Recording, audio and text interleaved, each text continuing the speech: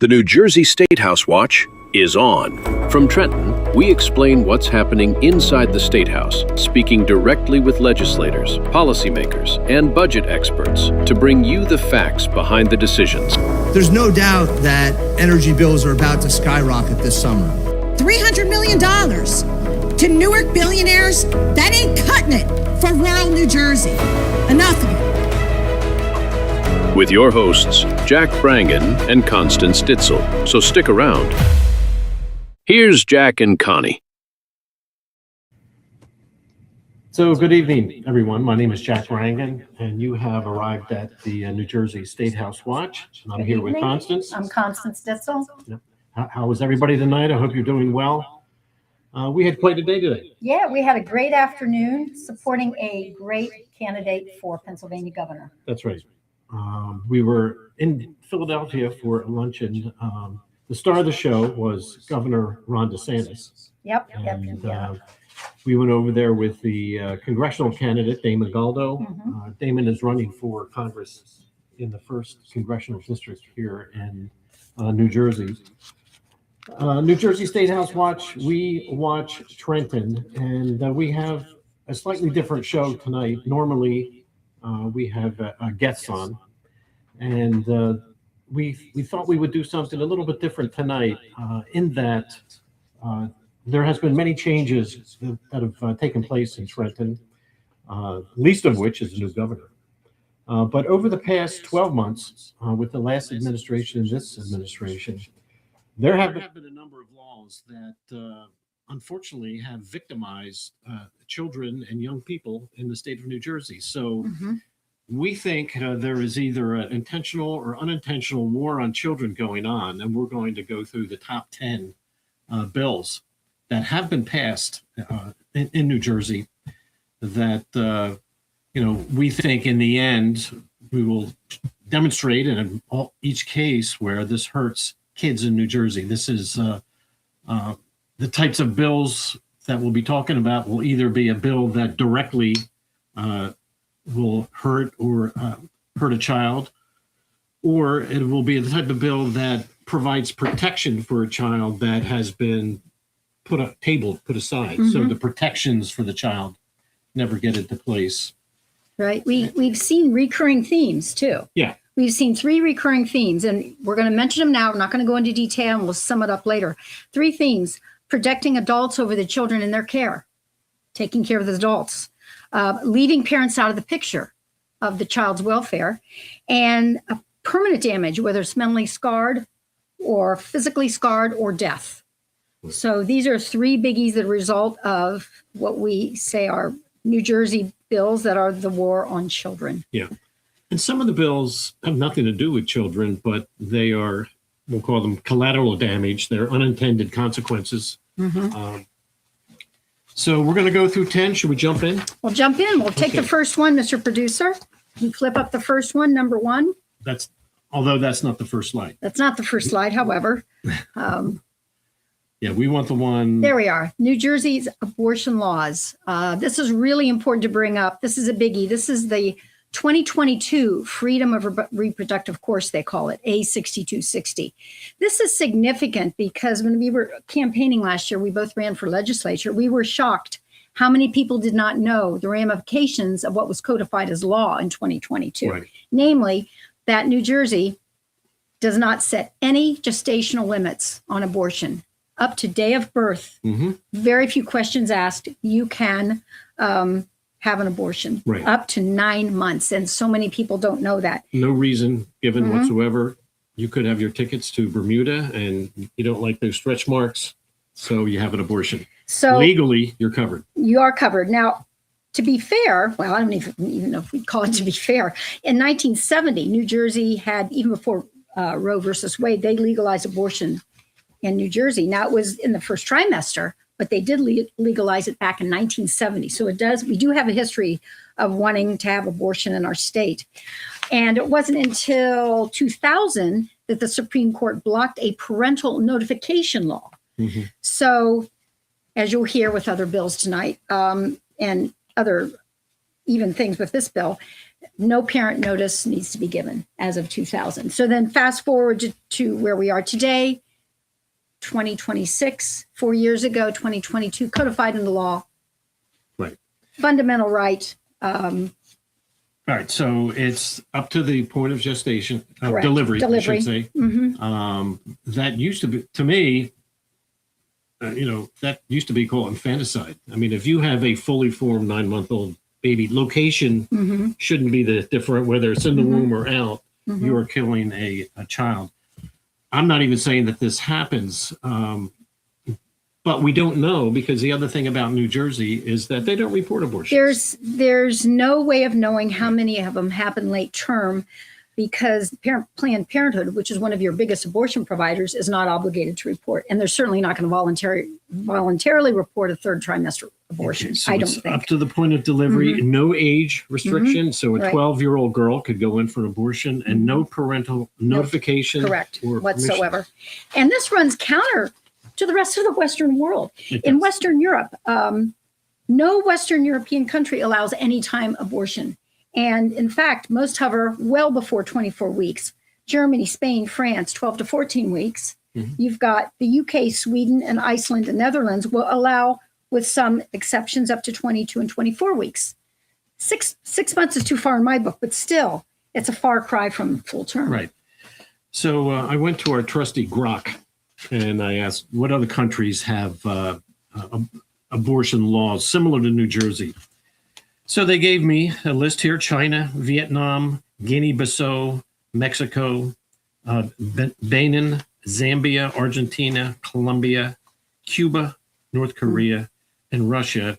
And we are also very similar to the Roman Empire around 27 BC. Wow. So, look, this is, if you are children not even born yet are in a danger zone in New Jersey, up to the point of, we think New Jersey can do better. We think New Jersey can do better, and we're very aggressive. There's a Supreme Court case hanging out there right now. This First Choice Women's Resource Center versus Attorney General Platkin, which now Attorney General Davenport has taken up. They're suing one of the pregnancy resource centers, First Choice. I won't go into too much details on this lawsuit, but essentially they're saying they were misleading women about the services they provide. And it was false advertising that they wouldn't provide abortion. And they were using misleading medical claims or advertising. Right. So in danger to children, the unborn in New Jersey is a very dangerous place. Mm-hmm. Let's go on to our next We one will. here. We will. This is a very big one. Oh, yes. Go Okay. ahead, Jack. All right. So this has to do with the sanctuary state laws. Before we get into that, I want to sort of set the scene here a little bit. We had a peek at a graph that came up. Maybe, Mr. Producer, we can put that back up. There we are. This is, I wanted to put this up because people need to understand the effect of the illegal migration that has taken place under the Biden administration. What this graph deals with is Nicaragua, Cuba, Haiti, Honduras. And you can see at the top, Nicaragua, 8%. What that means is 8% of the entire population of Nicaragua emptied out into the United States that came in here illegally. 7% of the entire population of Cuba crossed over into the United States illegally. 6% of the Haiti population, 5% of Honduras. These countries were emptied out, and these folks, the migrants, ended up in the United States. So in Nicaragua, the 8% comes out to almost 600,000 illegal aliens that came in just from Nicaragua. Cuba, 770,000. So almost 800,000. And Cuba has a history of emptying their jails, which they did years ago. Really? Emptied their jails in the United States. Most likely they did it again. In Haiti, 6% for Haiti is 720,000 illegal immigrants. Honduras, 5% is 550,000. These are just the tip of the iceberg in the United States. Why do I mention that? Because if we go to think about New Jersey, we know that there is documentation showing that close to 1 million of these illegal immigrants ended up in the Garden State, ended up in New Jersey. So what does that mean? Well, New Jersey passed 4 laws. One had to do with masks, ICE, which we won't deal with. The ones that we think affected children the most, slide number 2, Mr. Producer, the sanctuary state bills. Okay, this is called the Immigrant Trust Directive. This was actually instituted as a directive in 2018, but then was codified into law Just recently, March 2026. under Mikey Sherrill. This is basically the umbrella law that prohibits your local municipality from cooperating with ICE, except very slim circumstances. So let me read from the bill. It says state, county, and municipal law enforcement officers shall not provide to federal immigration authorities any of the following information of a person who's been arrested. That would be his address, his telephone number, his email address, credit card number, driver's license number, license plate number, insurance policy numbers, social security numbers. What does this mean?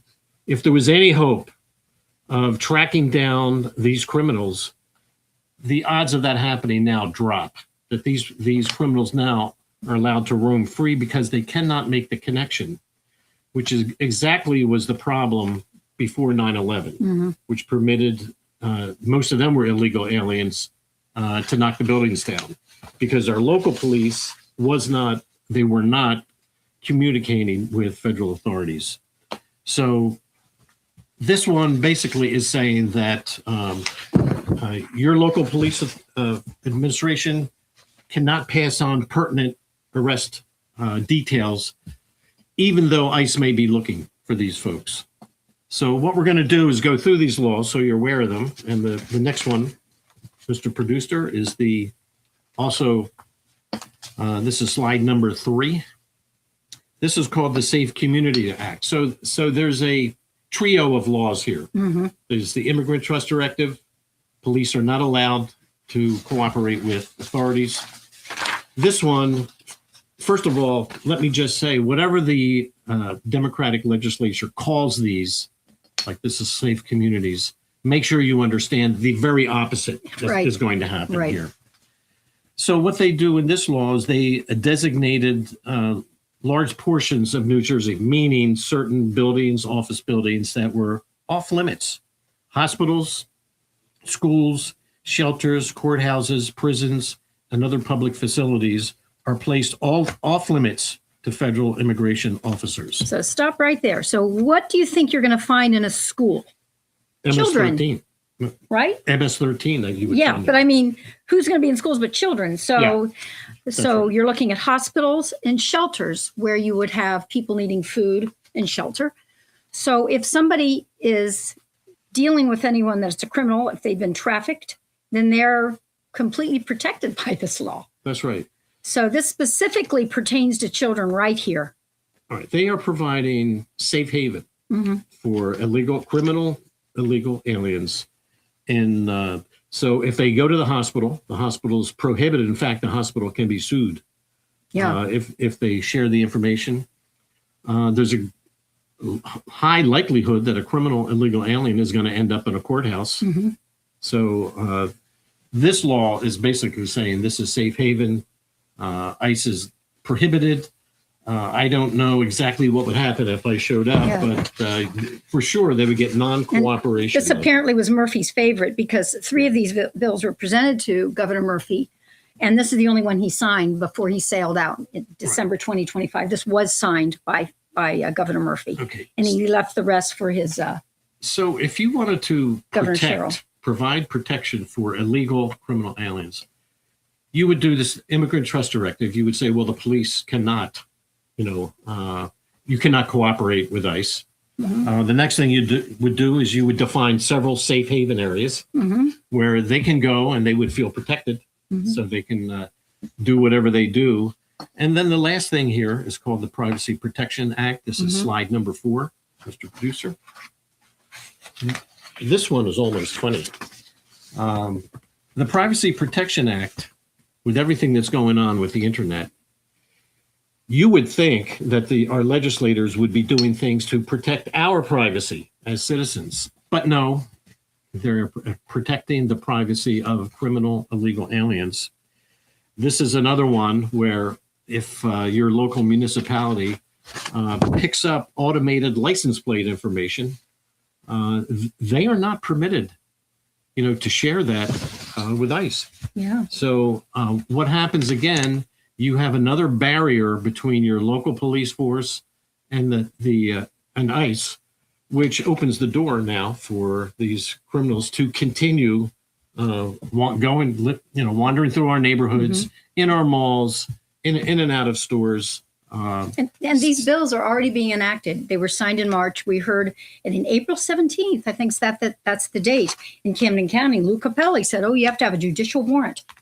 That's right. He's taken these very seriously. And in Camden County, you're going to be protected if you are doing anything against the law. Absurd thing about this one is that if the data is shared with ICE, the state of New Jersey must contact the perpetrator, the illegal alien, and let them know that their data has been shared with ICE. So astounding. Right. So these are 3 laws that specifically do not hurt children, but I think there are unintended consequences, which we're going to talk about now, of how this actually hurts children.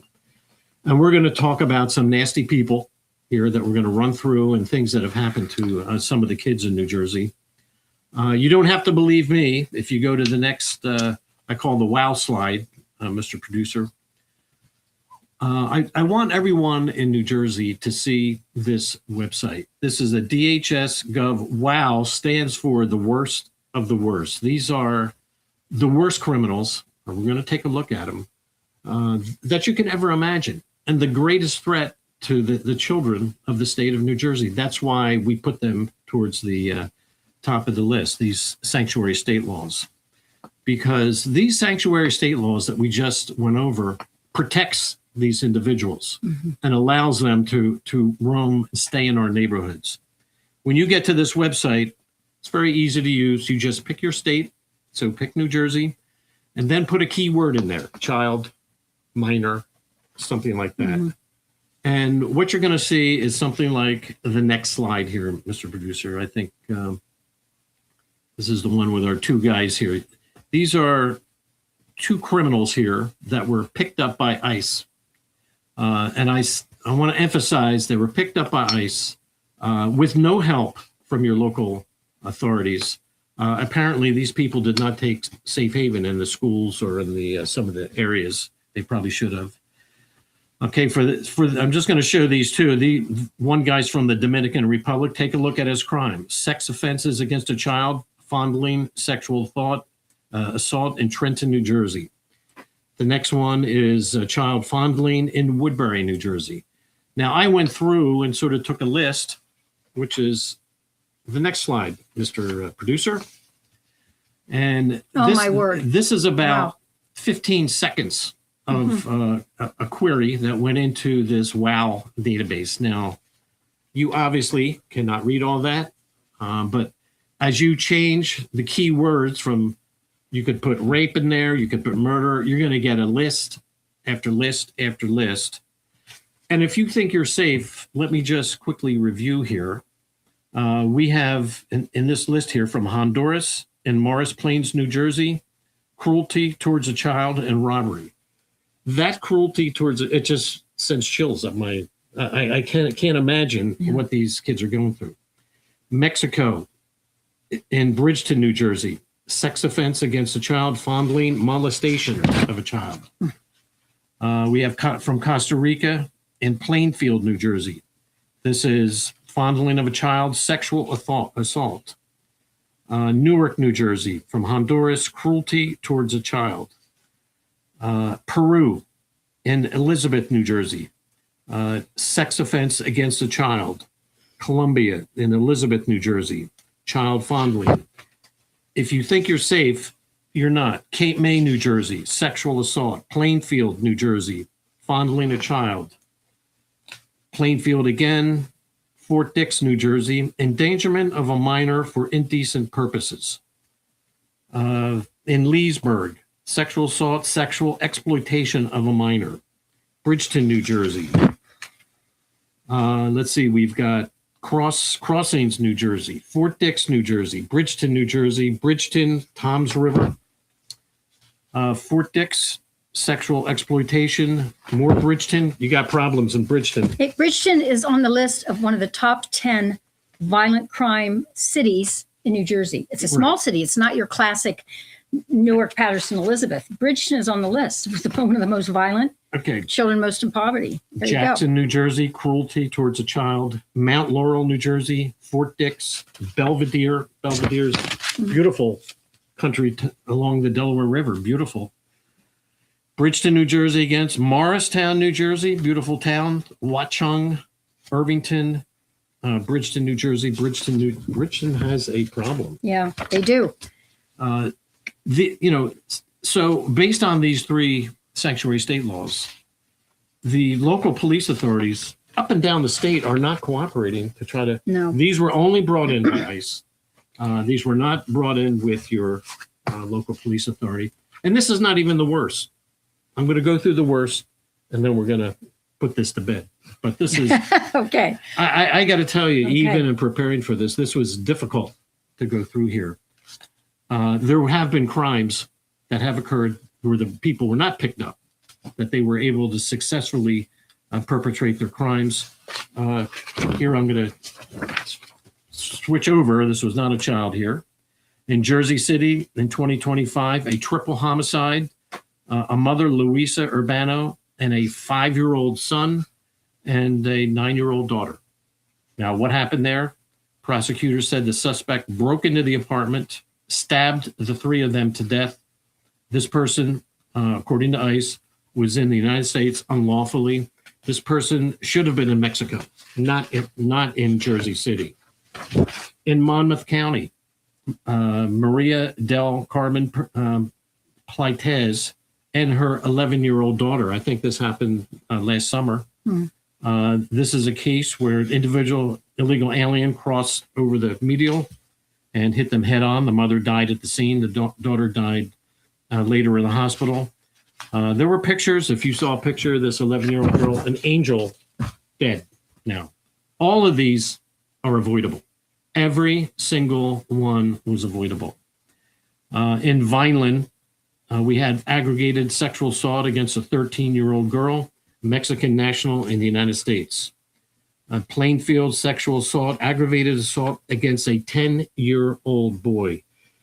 These are children that have had their innocence just violently ripped away from them.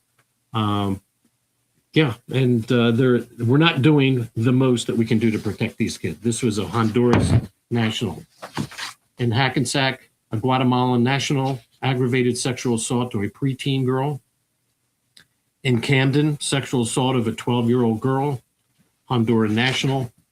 New Brunswick, aggravated sexual assault of an 11-year-old girl, a Mexican national authority.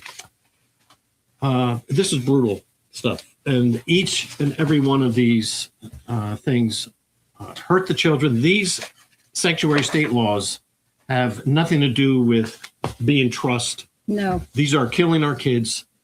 These things are terrible laws. No. And I want to interject something here too, because some of you are going to say, I've heard this argument from the other side, that, okay, Connie, you tell me there's all these people that swarmed across the border. It's in the millions. This really isn't that many when you consider all the good people that have come across. Most of them are not doing this. But one of the things you're failing to recognize with this is the good old 80-20% business rule. 80% are responsible for, 20% are responsible for 80% of whatever is happening. What if one of those people comes across and is responsible for a large drug ring? Mm-hmm. How many children have died? I'm not sure I have that stat. I bet it's out there. Bringing fentanyl over, any kind of narcotics. So just one can be responsible for a huge number of deaths and addiction. We all know, and I can cite 2 right now, people who have died, children, people close to me who have died of fentanyl. or even safe, supposedly legal drugs. So you can't give me that business that this is not very many, because this doesn't measure this number of, what is it, 25? This doesn't measure the huge number of children affected by drug addiction. Right. So go on. So just, you may wonder now, where did these sanctuary state laws, and we'll finish this up in a second here, where did they come from? It came out of our legislature, but there are there's some key people, those that actually put pen to paper, that made that list of safe havens. So let's look at the thing called, appeared on 4 bills, Mr. Producer. Who wrote the laws to put our kids at risk? Well, these 5 people that you're looking at, their names appeared either as sponsors or co-sponsors on every single one of the sanctuary state laws that protected criminal illegal aliens, that allowed them to be in Jersey City, that allowed them to roam Bridgeton, and not be threatened by the local police. So Annette Keano from Union County, Ellen J. Park, LD 27 from Bergen County, Verlina Reynolds Jackson from LD 25 in Mercer County, Balveer Singh for LD 7 from Burlington County, right next door to us, Anthony Varelli, LD 15, Mercer County. These are the people that wrote the sanctuary state laws that has made New Jersey a sanctuary state. We haven't even gotten into the financial repercussions. Oh my gosh. Of the state. Yeah, we're just talking about the kids. Yeah, today. Let's go to the next. These people appeared on 3 of the 4, either as sponsors or co-sponsors. Gabriel Rodriguez, LD 33, Eliana Pintor Marin, LD 29 from Essex, Shama Hyder from LD 37, Bergen County. So I ask the voters in Hudson County, in Essex County, in Bergen County, in Burlington County, just get rid of these people. These people do not have that parental red flag that goes up that says, maybe we're going to hurt some kids here with these laws. They don't have that red flag. And personally, after going through this was difficult to put this together last night. These people disgust me. Personally, and this is my own opinion, these people have to go. Every one of them should be completely ashamed. If I ever get elected, I am going to put a law in place where if an illegal alien commits a crime like the ones I just read, retroactively, I want these people to be sued. That the parents, because they're going to leave office, they're going to walk away like nothing happened. This is not right what these people have done. This is not right what's happening to our kids. These people, I'm asking the fair-minded people in these counties to put good leadership. You do not have good leadership. We watched this vote happen on March, I want to say it's 23rd, March 23rd. We watched it happen, the vote. And the people that voted for these votes, the majority party, they did not blink when the minority party mentioned some of these very people. You're right. They did not blink. They didn't show emotion. There did not seem to be concern. That I don't understand that. We would have Dawn, Fantasia, Paul. They would get up, any one of them, to basically say what I just said here. These people are on their phones. They're playing games on their phones. They're chatting. They don't care. And that's not the type of legislator we want in Trenton.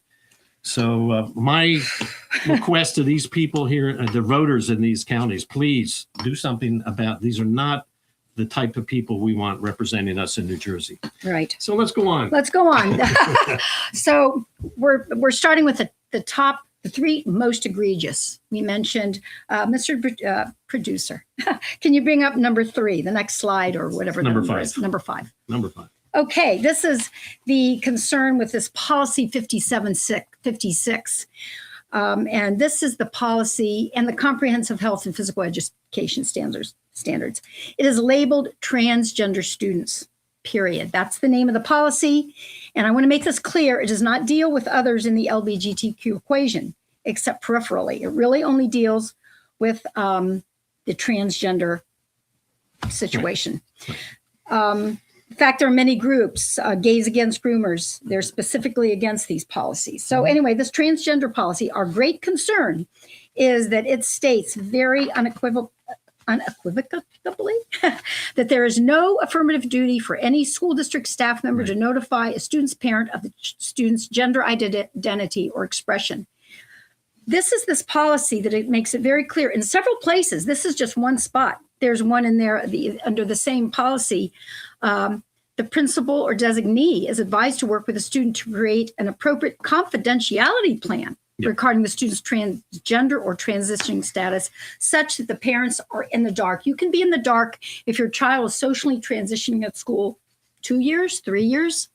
And then by the time they come to you and they're ready for the puberty blockers, you're blindsided. This is new to you. And it's very hard to walk back a child who's been under probably psychological care, because all through this thing, they talk about the principal or their designee, meaning that the behavioral staff people on board. Right. This policy, you've heard about it, maybe by that number, it's outrageous. And along with that came that was 2017, along with the curriculum. 2020 was a very aggressive gender ideology curriculum, where they have taken the role to teach your children very personal, all kinds of things about sex that your child may not be ready to learn. And that's, I find, appalling when you're teaching second graders.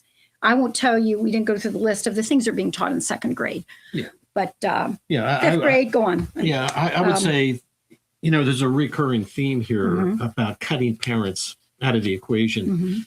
Back on the very first one with the abortions. Yeah. The child, 12-year-old child can have the abortion without parental knowledge or consent. Again, that was one of the three we mentioned at the beginning, without parental knowledge. So here. And they have a pretty name for all these things. Once again, the names are always, very positive. This is called a student-centered approach, meaning it's all about the student.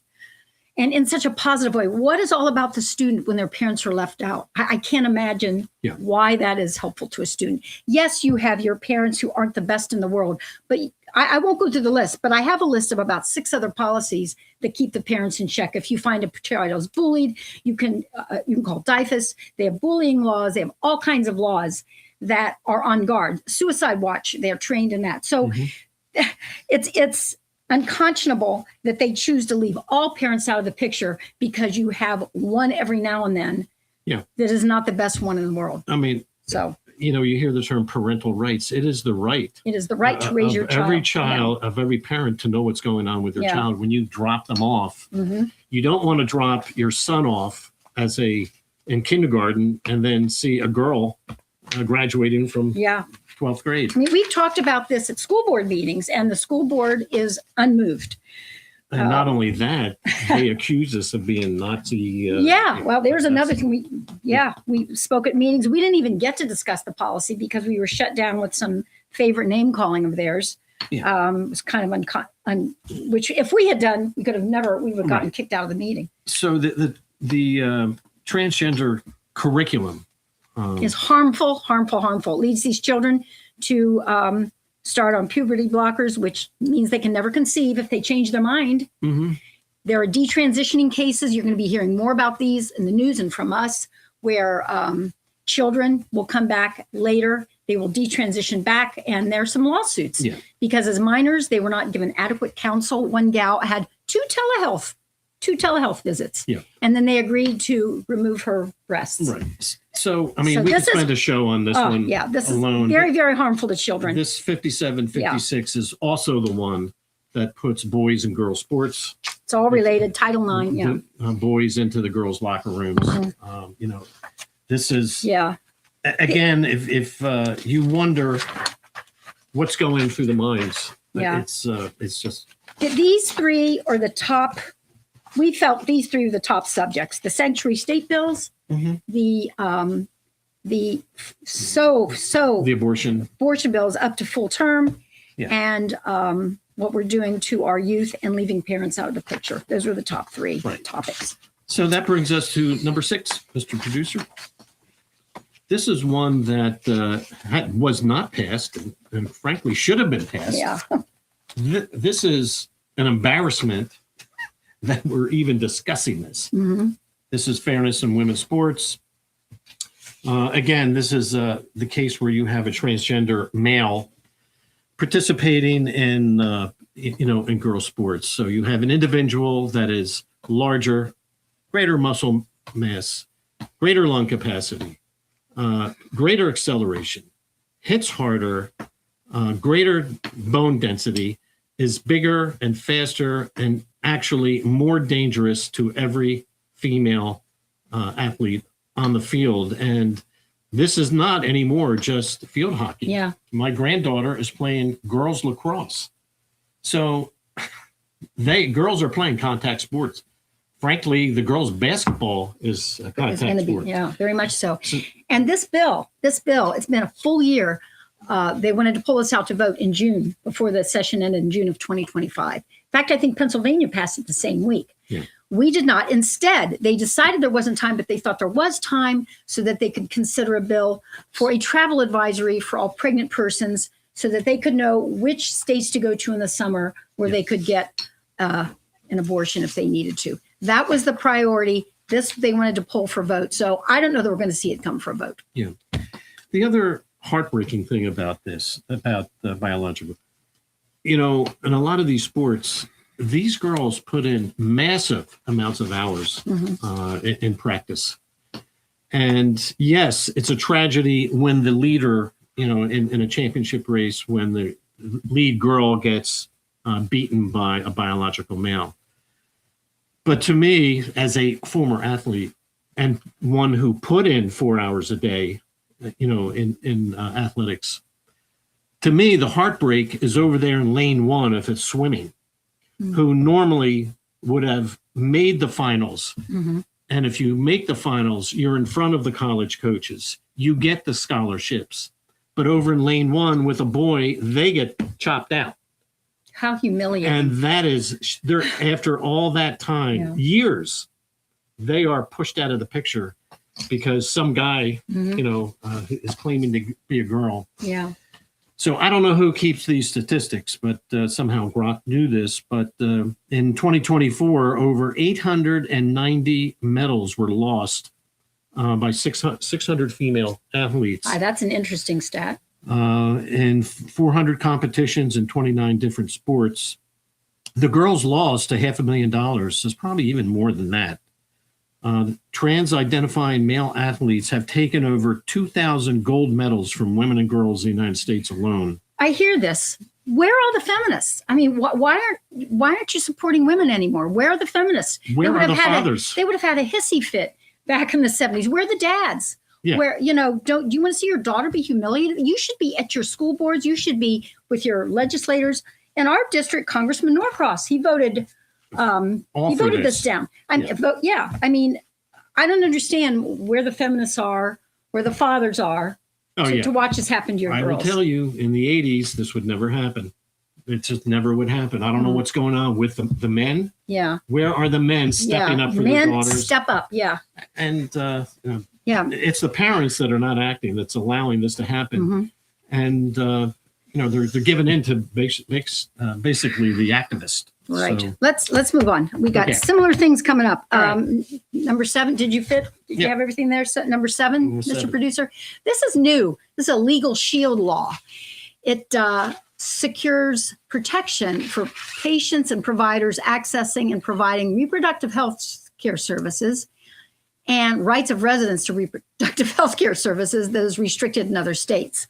So New Jersey just doesn't want to protect their own. They want to protect everybody coming across the border who wants to come in for 3 things. You might want to come in for some kind of transgender treatment that's not allowed in your state. You might want to come in for one of those 3rd trimester abortions you can't get in your state.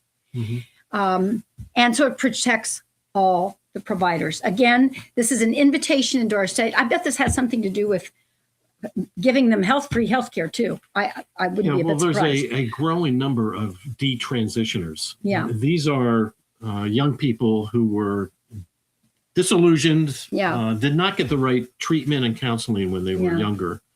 And, this affirmative care put them directly down this path of being the transgender drugs and so on and so forth. So down the road, if they are remorseful of what has happened after they realize they can no longer have children, things of that nature, they will come back to New Jersey to try to sue. And this law protects those doctors, those butchers that would cut healthy breasts off of young girls, and sterilize boys. This law, this is the New Jersey Democrat legislature that are shielding these doctors and butchers. Protecting adults over the children they're supposed to care for. That's right. Here's what gets me. We both went to hearing. We went to one of the hearings in May. We were both there. We both testified. And I'm sitting there and the people who were for it are like, oh, thank you for protecting the most vulnerable. And first I thought, wait a minute, who's the most vulnerable? We used to call them the unborn. Of course, the unborn are being hurt here too, because you can come across for your third trimester abortion. But the transgender kids really are vulnerable. And yet what gets me is that they formulated this huge liberal curriculum that's been in play now for a long time. They created the problem of training all these kids that you can go change your gender. And now they got to come back and fix the problem and protect them. Yeah. You know what I mean? And their way of protecting them is to protect their providers. So it's kind of bizarre. We create the problem, then we say now they're vulnerable, now we have to help them out. And I do want to help them out. I mean, they're caught in the crossfire. Right. So this is yet another law that does not require parental consent. Yes. Yeah. So you can have a gender dysphoric child, I'll just say Ohio, right? That cannot, can't get the surgery they want, that they think that they need. They can come to New Jersey now, and they can be brought here by an individual other than the parent without the parent's knowledge or consent. And in New Jersey, even without parental knowledge of consent back in Ohio, these butchers here can go ahead with the surgery because they have a financial incentive. They get money for doing this. I hate to defend this just slightly. I don't think it's there yet. I think New Jersey at this point still requires parental notification for surgery. If you live in New Jersey. If you live in New Jersey. You do. But if you come out of state, that's the thing about this law. It shields out of state people. So you come from out of state and also get the puberty blockers, which that's right. At this moment, New Jersey still needs parental. If you're a resident of New Jersey, there are restrictions. But if you're coming from out of state, you can come in. What an invitation. What an invitation. New Jersey is not only a sanctuary state for illegal aliens. We are now going to be a sanctuary state for the unborn. For the transgenders. Same thing with abortions. Yeah. They can come here to get an abortion. And the last thing is about the First Amendment issue that's built Yes, mention that. The First Amendment issue on this one. They added anybody that complains about this bill, like us tonight, or anybody that pickets in front of a Planned Parenthood, if Planned Parenthood feels as though they are being harmed or damaged, their reputation is being damaged, or they're being damaged financially, this law allows them to go after that demonstrator who is across the street praying or being very quiet, not blocking anyone. But if Planned Parenthood feels like they're being harmed anyway, those demonstrators can be fined up to $78,000. Fourth degree charges, apparently. So does this hurt children? This is very harmful to children. So just to sum up so far, we're going to take a break soon. This is... Actually, I think we are going to take a break because we want to talk about some of the outcomes of of where this is going. Right. But we have one about a suicide hotline coming up. Yeah, we have other things. So we'll take a break. Okay.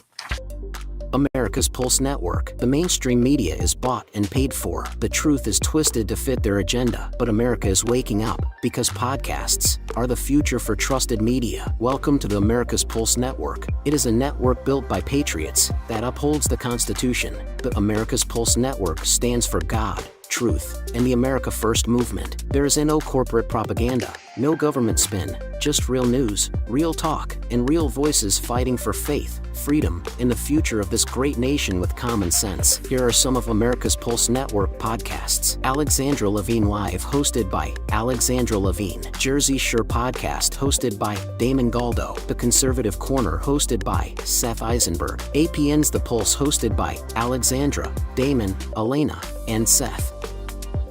So tune into America's Pulse Network on the following social media platforms: X/Twitter, Rumble, Truth Social, Parler, Facebook, and YouTube. Join the revolution. Because the pulse of America beats for God and country. America's Pulse Network is for faith, family, freedom, and truth.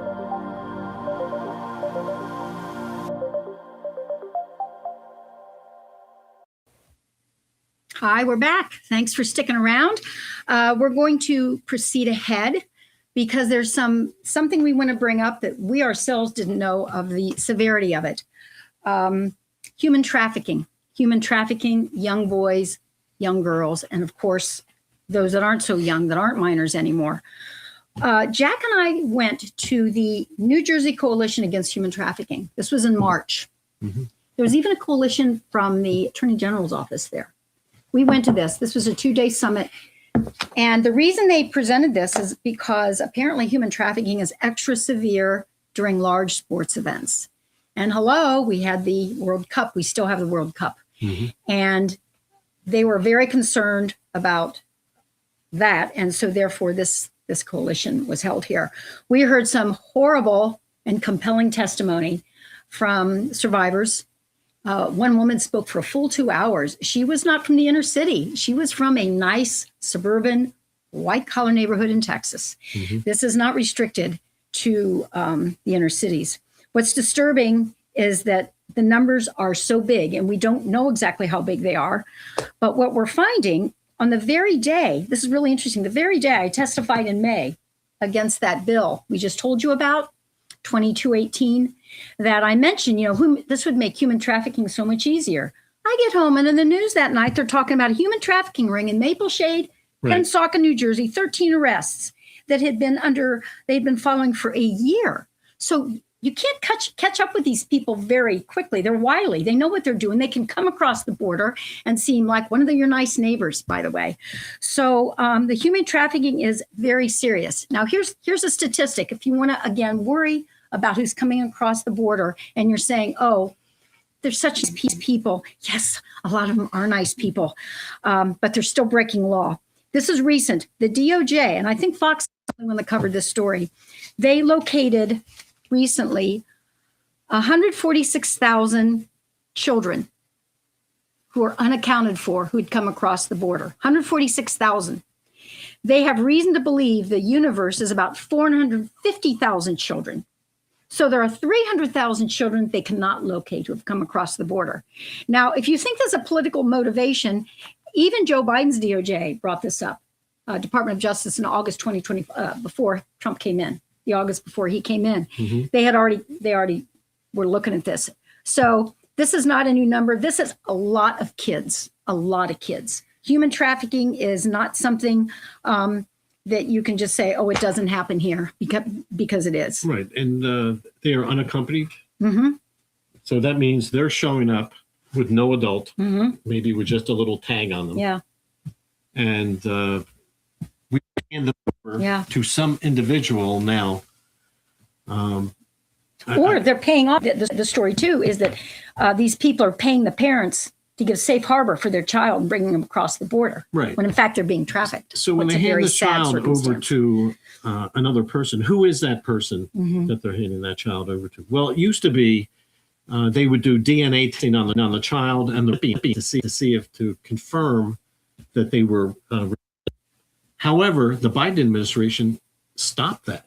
Oh, really? So we don't know under the Biden administration, why would they stop that, first of all? Why would they not want to confirm that this child is a family member? They stopped doing that. And so now we don't know who we handed those kids over to. And that means of the million that came into New Jersey, how many were children And God knows who he handed those kids over to. We don't know.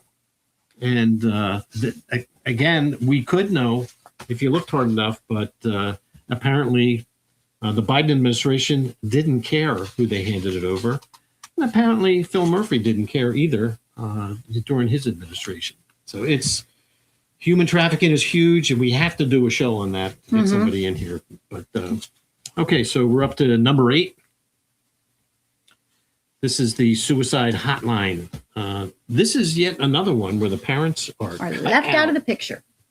So, yeah, what this is about is if your child, if you have a child that is contemplating suicide, they may call one of these 1-800 hotlines, which is a good thing, that they do. And after the initial conversation, the hotline may follow up with that child for, to touch base with them and so on and so forth. During that follow-up, at no point is the parent notified. And that's basically what this is saying here, that there is no requirement to bring the parents into the loop. Yeah. Now, after that follow-up call with that child, you don't know what direction he's. If that child ends up committing suicide, this whole transaction here, this discussion, could take place without the parents even knowing, and they have a dead child. They are not brought into this. The law is written. It specifically says in a couple places you do not have to contact the parent or guardian. That's right. It's not like it was left out. And I applaud our representatives. It may have been Senator Testa, may have been Paul Knitcher. There were a couple of them. They stood up. They agreed with the bill in general. They said, we just want the parents to be notified. And this is the way it goes down in assembly. They weren't even given the credence of a discussion. They said, table the motion. Right.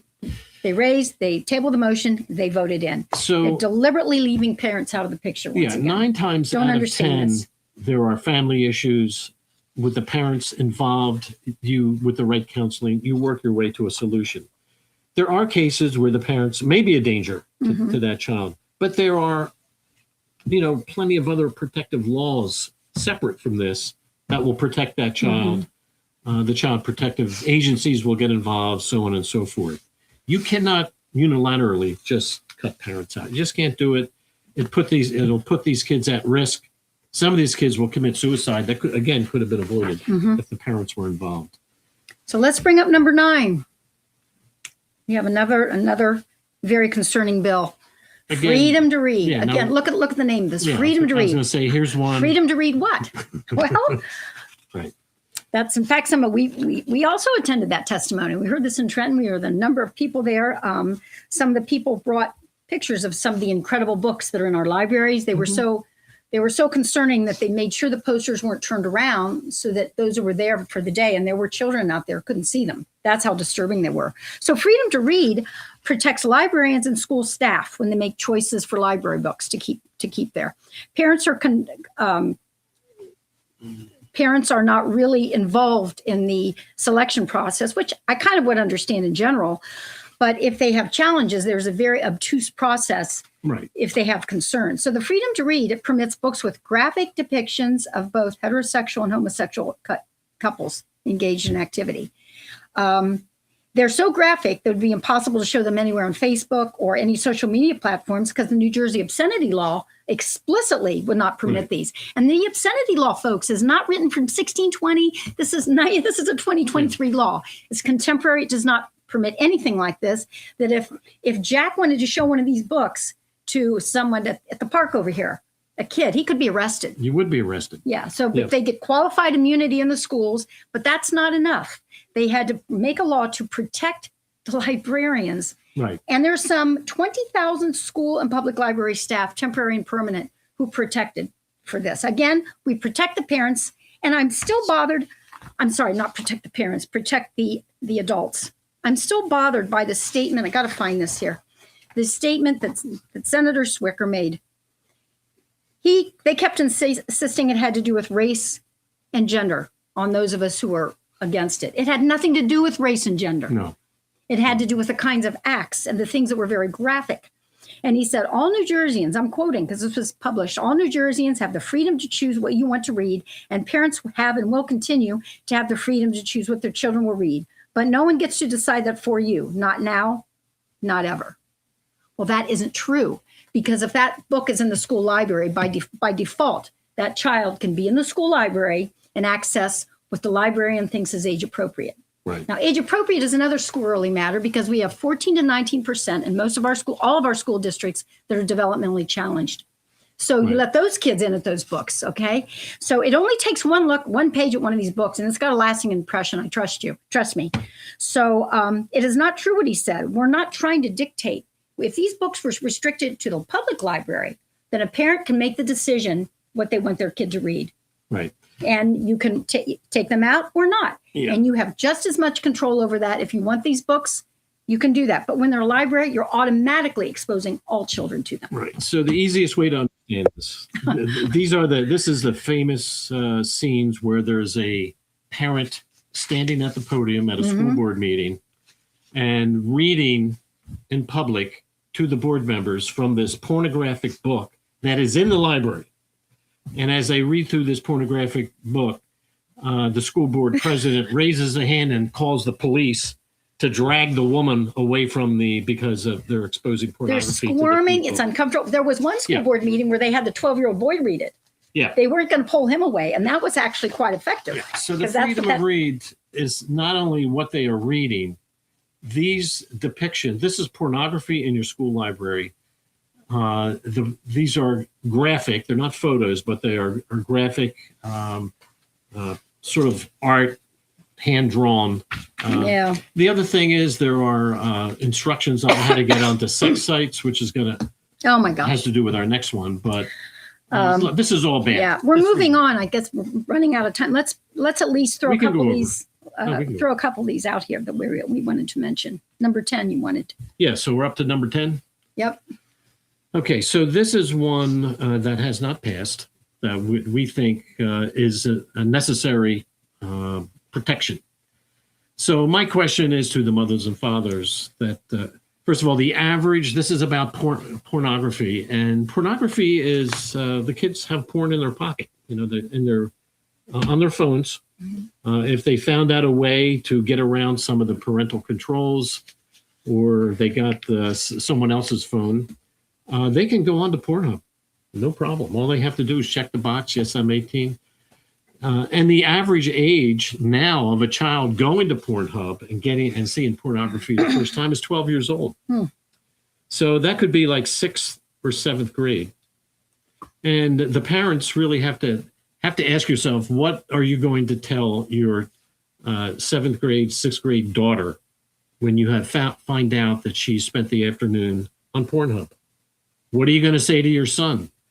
If you have not been on these sites, you better get on these sites, because these are the sites that are teaching your children about sex. So you not only have these porn sites, you have the transgender curriculum here in New Jersey. That's right. So between the two, you got a pretty confused young people. And, these things are set up to be addictive for these boys. That once they get on there and they get hooked onto this pornography. So what is this law about? This law has been passed. I'd have to check this. I think there's about 15 other states that have passed this. This requires age proof that you are over 18 before you can get into this website. If you have a young boy that tries to get into a bar, they're carded, proof of age. If they try to get into a strip club, they're stopped, they're carded. If they want to buy alcohol online, they have to upload their license. If they want to buy other things online where they have to upload the license. If you want to sell things, anything on Facebook, and have a credit card, all that kind of, you have to identify yourself and you have to upload. So what this does, anybody that wants to go to a porn site has to go to a third party to upload their identification. If you want to go to a porn site, you got to do this. What happens? A majority of the young kids never go to the porn sites. Many of the porn sites shut down in the state of Texas. They shut down in North Carolina. They shut down in these states. We are not doing our kids any favor by allowing them free access to these porn sites this is dangerous. This is poisonous. It ruins their view of women. It ruins their whole idea of how to interact, boys and girls, how to react, how to date, and just ridiculous expectations, as if they get intimate, what the expectations are. This is all bad. And it's sitting, what is it, S1826. You know what? I'd like to see that group of people who put these other bills together, sanctuary states. I'd like to see them put Push their this names in the down on this. assembly. Let's ask them. If they want to show us they're concerned about kids, let's push this in the Senate. Right. That group of 5 who has passed these other bills. Are they willing to put their names on something that's positive here? Yeah, this Apparently is not yet, This is something that New Jersey must do. And again, we need the right people in the legislature to stand up and pass these bills. Yeah. There's a Senate version here. There is no assembly version for this session. There was in the prior session. We need to turn this into a law. Yeah, absolutely. So there's 10. I'm That's exhausted. 10. We have a couple honorable mentions, if you want to call them honorable. Right. Dishonorable mentions, I guess. We've got this bill, this S1188, that hasn't passed yet, but I have concerns about it. This lowers the age from 16 to 14 for behavioral health care, for a child to make their own decision, which means if it's 14 and they have mental health counselors at the high school, the whole group of students can be counseled and you don't even know it. They've already lowered it from 18 to 16 in 2015. So a minor's under 18, remember? But New Jersey lowered it from 18 to 16 so that kids could get their own mental health care. And now they want to lower it from 16 to 14. Now, we sat through hearings on this. It hasn't passed yet. I'm hoping that maybe some of us made some impact, that they won't pass this. But this is a concern. These kids, these 14-year-olds, are still developing judgment. They're still dependent on parents. They're not ready to make these decisions. And if they do want to have some kind of counseling, the parent has to be involved. Right. So this one, I think, died on the vine the last session, but it most certainly will rear its head again. There's no doubt in my mind. In this one, if you lower it to 14, as you mentioned, that covers 9th grade up to 12th grade. The whole high school. Okay, so that means now these counselors have access to your children for counseling without your knowledge. Again, it specifies without the parents' knowledge or consent. And also, there are schools where they have clinics, federally health, FHQs, federally qualified health centers. They're clinics, essentially, that are going to be on school grounds. Yeah. Which means it would entitle a child to just walk over to the clinics and get over whatever health care they want. So what That's kind of counseling story. can they get? They can get sex counseling. Sure. They can get drug counseling. They can get transgender, gender-affirming care counseling. With this counseling of this nature, you must have parents involved. This is just absurd. Yeah. This is another one. But that's 11. So there's one more here. It's related. I think you've got this. Prohibits the sharing of automated license plate information for interstate investigation concerning reproductive health care services. You want to try to explain that? Yeah. I mean, first of all, anytime the Democratic legislature says reproductive health care services, forget it. This is abortion or transgender. In this case, it's abortion. By the way, out of all the Planned Parenthood centers, only 14 actually give counseling. Yeah. There's a big, is it 14? There was a very small percentage of those that actually give counseling. Right. Gosh, I wish I had that number. Yeah. Anyway. So, I mean, basically, for this one, they want to keep abortion activity in New Jersey under wraps so nobody really sees what's going on. In this case, if police pick up automated license plate information and it is someone that is getting abortion, maybe they're stopped. I don't know. They cannot share that information that the device picks up. However, this could be a child trafficker who inadvertently got their victim pregnant somehow. The child traffickers can, ferry up and down the New Jersey Turnpike without any problems to get abortions for their girls. Didn't this already happen in Willingboro? Wasn't there I think there was. There was a case already nearby. You know, the legislature is just not doing a good job. This just leaves the door open for these traffickers, just to easy pass their way up and down the turnpike with these girls. This is bad. And some of these cases are costing hours and hours and hours of legislative time. Freedom to read, policy 5756, hours of legislative time, attorneys, court time. And I'm sitting through these hearings. I've heard them go on the Supreme Court in Newark. They go on and on and on. And you're thinking, why in the world have we gone to the effort to even have to discuss this? And it's because these kinds of laws are made. Yeah, we need to change these laws. For virtually all these laws, I didn't look at every single roll call, but I'll go out on a limb here and say for every one of these laws, only Democrats voted for them. That's correct. Republicans, not one Republican signed on to any of these laws. Yeah, but they're now, there. They're never going to change because, if you look at the numbers, there just aren't enough Republicans in the state of New Jersey. We really need, the fair-minded Democrats and the fair-minded independents, voters, and there are many, to stand up and help us get people elected to protect our kids. Right. They don't even have to be Republican. Yeah. They have to be someone who will not pass this kind of bill. And there's a caveat. Even these things that aren't laws, policy 5756, this one about the transgender, this isn't even a law. It's called guidance, but it's as good as law because every school district, 585 school districts adopted it. Yeah, so now they're kind of stuck with it, and every school district has to deal with it.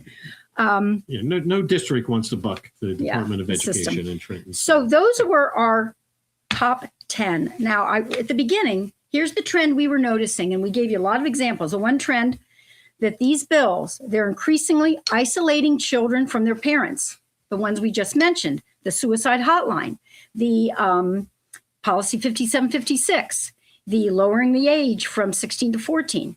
The second thing I mentioned was there's permanent physical damage and mental scarring in transgender surgeries. That's unmistakable. And the meds they're taking. If you change your mind, you can't go backwards. There's killing the unborn at 9 months. That's pretty terminal and causing distress to the mother, which is something we don't talk about. But I cannot believe that these mothers that are going for this are in having some distress. The third thing, protecting adults over the children. This has happened so many times. We saw this in, quote, freedom to read. We saw this in this legal shield bill. They're protecting the adults over the children. And I find that unfathomable that once again, they're looking after the parents. This is all the case with looking after the parents. They're looking after the adults that are in these leadership positions that the children trust. They're not consulting the adults who need to know the parents. So those are three biggies: parental rights, the harm, and no.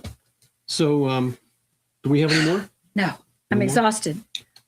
Do we have any ads coming, commercial breaks? Or No, we don't. We're I think we've wrapped things up. We've gone a little over, and we have some upcoming guests. Why don't you tell us who they are? Upcoming guests. By the way, on our website, NewJerseyStateHouseWatch.com, we do have a little form there. If there are topics that you would like to discuss, if you know of a advocate, subject matter expert here in the state of New Jersey, we'll be happy to reach out to them and schedule them to come on air and talk with them. So coming up here, Mr. Producer, why don't we do the last one? We have a couple good guests coming up here with Mike and Ganamort. Mm-hmm. Every single one of these bills that we talked about, Mike has been in the trenches, standing up on the floor of the assembly, arguing against most of these bills. So that should be a good evening. Rosemary Becky, I don't know Rosemary that well. I don't either, but she's got this Jersey First organization. That's right. That it's doing good, and we're going to let her talk about that. That's right. We'd like to learn a little bit more about it. And she did run for the New Jersey GOP chairmanship. Chairmanship. So she'll be coming up on August 25th. Mm-hmm. So I think that's a wrap. That's a wrap. So we've been wanting to talk about this. However, it's not happy talk, but I think it's necessary talk. It is. I think people need to know. And I think what can be done about it is don't pass these kinds of laws. And don't elect these people. Don't elect people that do that. So, at any rate, thank you for listening. And you can find us NewJerseyStateHouseWatch.com, all of our past episodes as well. Okay, good night. Good night. Thanks for joining us on the New Jersey Statehouse Watch. Join Jack Brangan and Constance Ditzel every second and fourth Tuesday of the month at 7:30 p.m. Watch the show live at njstatehousewatch.com or listen anytime. Download the podcast on Apple, Spotify, Amazon Music, or wherever you get your podcasts. We'll see you next time on the New Jersey Statehouse Watch.